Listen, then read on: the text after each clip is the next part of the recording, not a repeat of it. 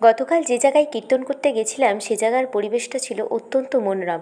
হ্যাঁ, একদম বিলের পাশে খুব সুন্দর হাওয়া হচ্ছিল, সাথে এত সুন্দর দৃশ্য। মা, মেজমা আর একটা জেঠিকে সাথে করে নিয়ে গিয়েছিলাম।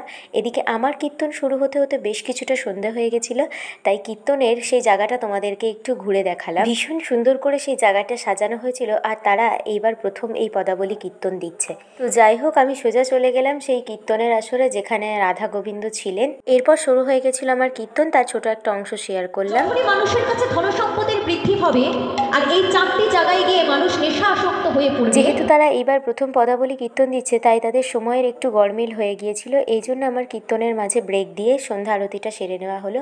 শেষমেশ আমার কীর্তনের পর সবাই মিলে কৃষ্ণ নামের আনন্দে মেতে উঠেছিল, আর সবাই মিলে অনেক আনন্দ করেছিল।